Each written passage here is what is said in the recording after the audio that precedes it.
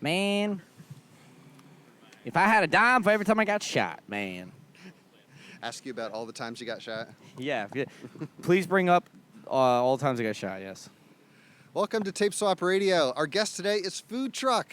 Hello. Howdy. Miles, John, and Ryan, thank you so much for being here. Happy to be here. We are on the roof of the Flatiron Building in Southside Bethlehem, so very happy that you could join us. It's been a little while since we did a rooftop session, so how did everything feel that you just played? It felt awesome. It was good. It's good to be up like in, an open space. Like when you play in a band, you often play in venues and confined spaces, so it's weird to play just with nothing around you. Like the sound doesn't have anything to reflect off of. So it's definitely like an adjustment, but it's cool. It's an experience. Well, you guys have been a band in the Lehigh Valley for a few years now. You have 2 albums out, right? And an EP. So you've gone on quite a musical journey. So from when you started to now, what's sort of been the musical journey that you've been on? How do you reflect on it? Well, when we first started, I had kind of just started playing guitar. So I think my musicianship is definitely, we've all gotten a lot better at our instruments. But I think me especially, like I had just started playing guitar when we started the band. So I've learned a lot since then. We've been a band for I think 7 years now, 6, 7 years. Yeah, 7 years, yep. Yeah. Okay, and your new album just came out. So tell me a little bit about that. What were you thinking going into this album? What did you want to do? So we recorded this album in upstate New York, in West Saugerties, around the area where Big Pink is, if you know the band album. We brought Matt Mulchaney, or Chaney. How do you say your name? How do you say your name? Will Chaney. Matt's also brought a guy we recording this barely session. know. Yeah. And then we brought Noah Reichard. I said that right. Yes. We had them help produce and engineer our album. And we just got into a unique headspace out in the woods in the middle of nowhere. Yeah, Excellent. we've seen a lot of bands do it. A lot of famous bands do this strategy of getting in a headspace and going somewhere remote, like a cabin for however long the recording process. And we were kind of like, hey, maybe we should apply that to our writing or our recording. And yeah, it was the right decision, So what is it like cutting yourself off from sort of what you're used to here in the Lehigh Valley and being in a completely new headspace? I think the biggest thing was normally we're recording once a week here, going to the studio, and it's in between work and everything else in life. And just going and staying there and just really being in it felt so much different. I don't know. I don't know what's the best way to say that, but Sorry, we've never done an interview. Yeah. This is our first interview Ryan's ever. never talked before. Yeah, We're still getting a grasp on having conversations with other people. No, it was definitely a unique experience. We had a lot of fun. It was hard work. It was a lot of hard work, but it was fun. As Ryan mentioned, we had Matt Mulchaney and Noah Reichard with us, and that helped a lot. But it was also a lot of work for all of us individually. We were all recording, we're all mixing. Everybody was doing their part, and it was every single day. It was kind of a 9 to 5, Okay. But it was nice. It how was long worth did it take from start to finish? So we recorded for a week in West Saugerties, New York. But that was just to get the bare bones of the album, like the bass and the drums and some of the guitar. Most of the vocals we recorded when we got back, and then from there we did overdubs and we did piano, whatever layers, percussion.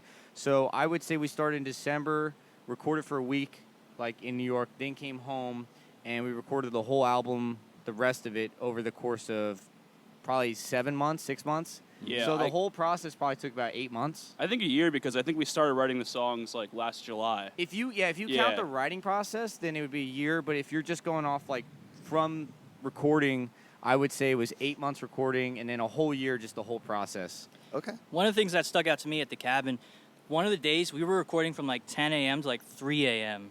And it was just insanity. I went to bed. I think you and Matt stayed up. Yeah. Until was fun. 3 or something. I think I went to bed at 1:30. We stayed up really late and had some beers and did some guitar work. It was fun. Yeah. Yeah. Nice. Yeah. How did you stay up so late and not get tired? Just played guitar. The music. The music, The music kept you awake. the spirit of the music. Well, no, the new album, Pure Gold, it sounds great. Were there any ideas about what you wanted to write about? Maybe the song topics, anything like that? Miles, you want to take this one? Awkward. A lot of it was I went through a pretty big breakup like about a year ago, and probably like I'd say like half the album is probably about that. It's also about just like we're young fellas, you know, living in Bethlehem. It's about that too, I guess. Just growing up and maturing. Angst. It's about like the getting older and having that. You still have like that angst, but it's like a more mature version of it.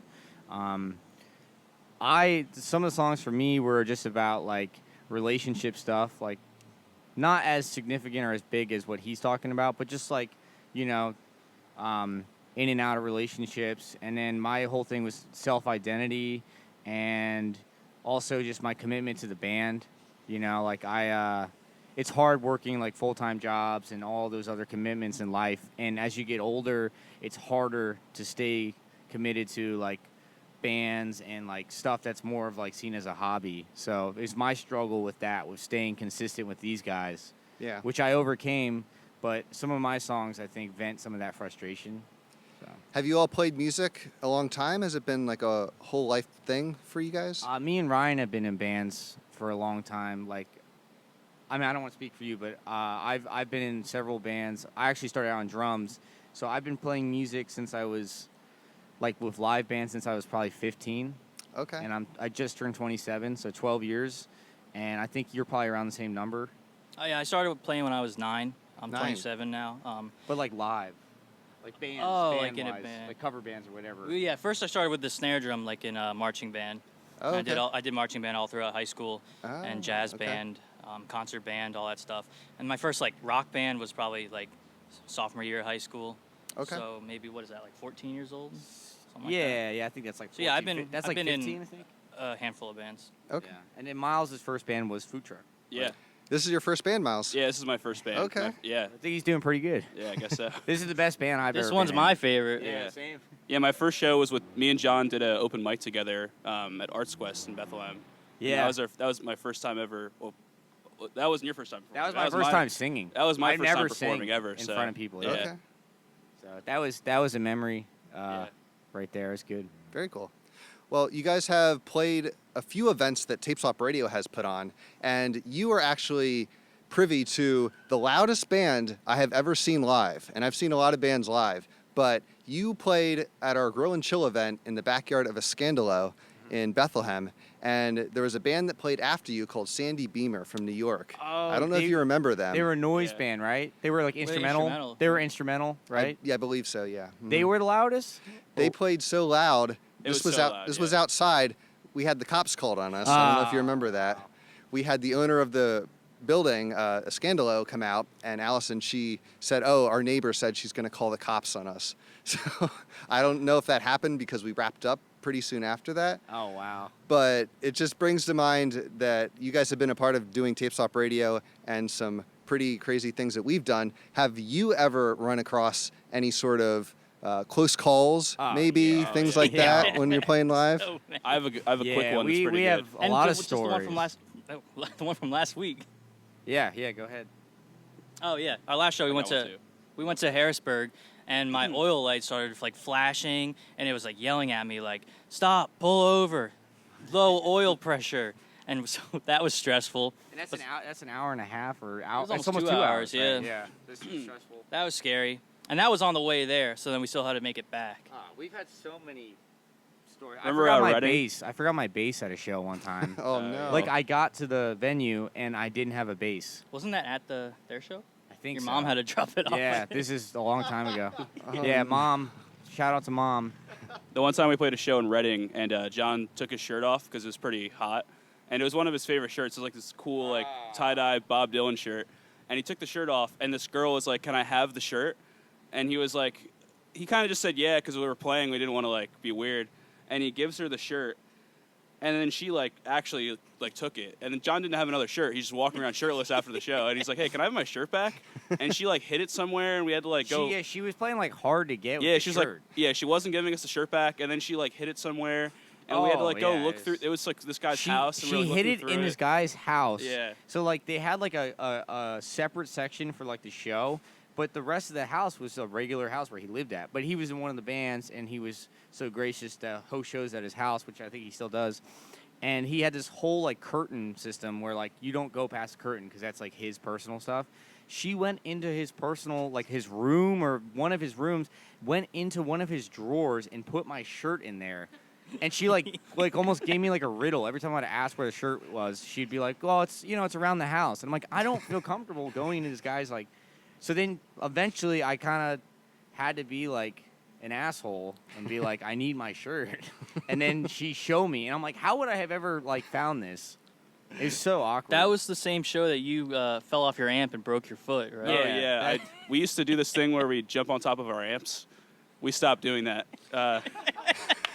I jumped on, it wasn't my current amp, it was a smaller amp, but I jumped on top of it, and it started wobbling, and then it fell forward, and I fell forward and like you twisted face my planted. I like face planted and like twisted my foot. Yeah.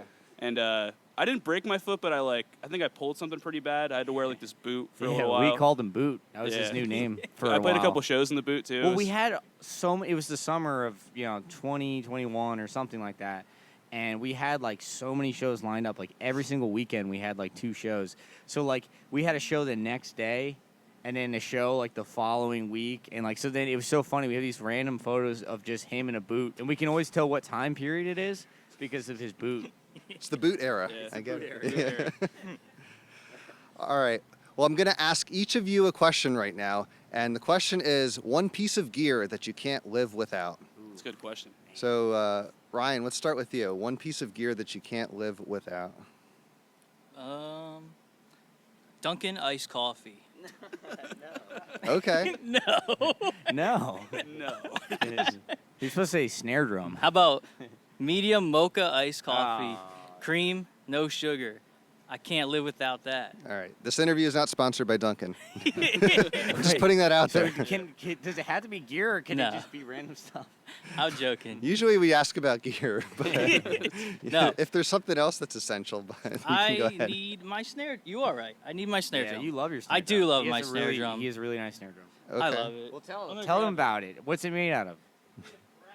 It's made out of brass, so it's really heavy, but it has a great Ooh, resonance. it is pure gold on Yes, the outside. yes. Snare drum. Where's the camera? Look at that. Yeah, It's super heavy.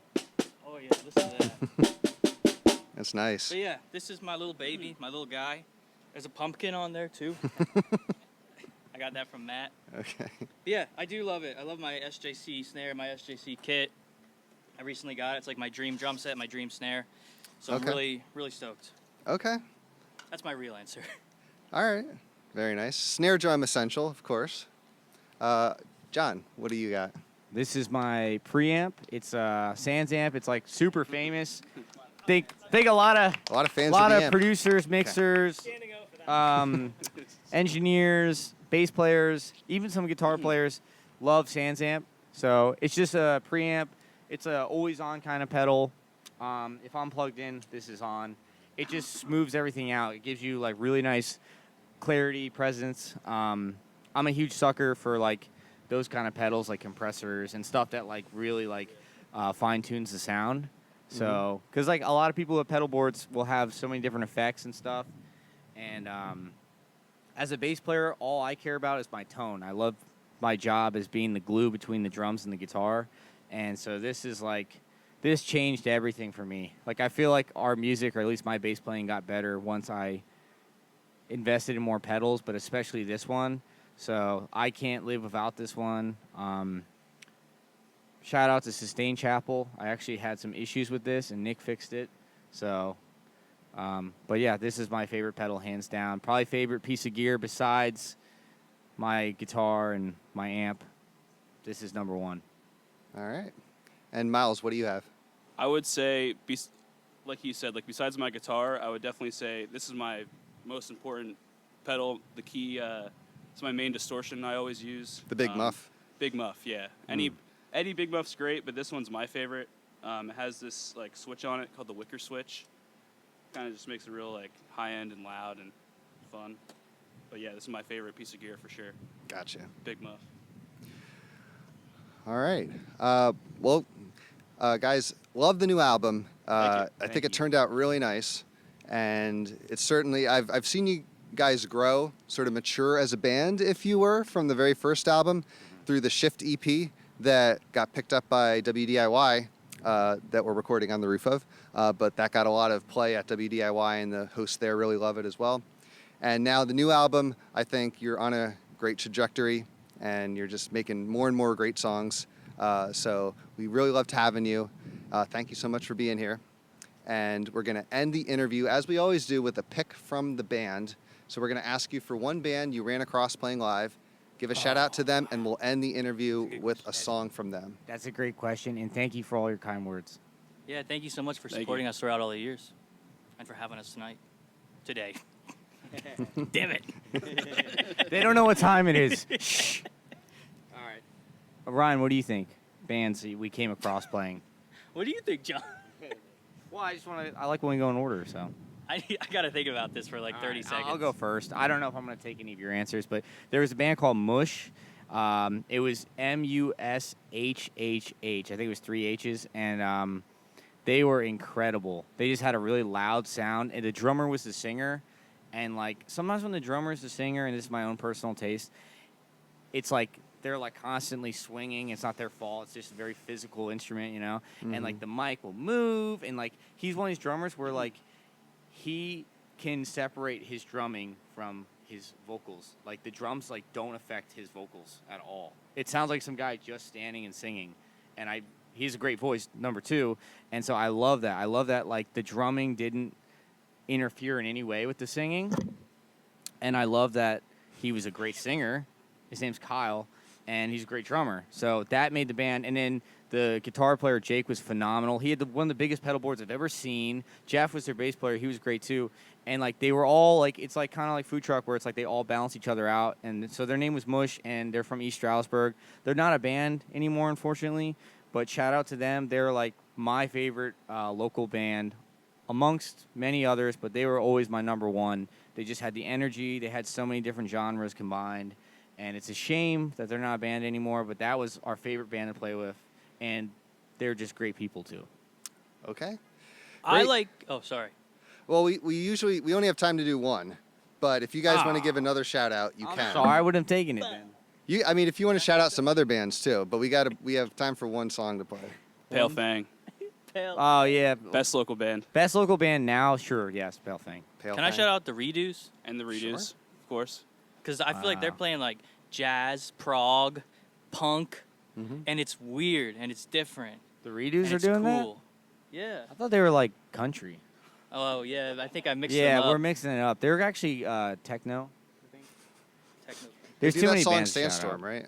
What's that? They do that song Sandstorm? Yeah. Wait, can we shout out? How about Make It 3 by the Redos? The song? Make it 3. Yeah. Make it 3. Make it Help 4. me. Make it 5. Falling in, falling Make it 6. out. I like that the one one's that's good like, too. Do that one? Ask Okay. me.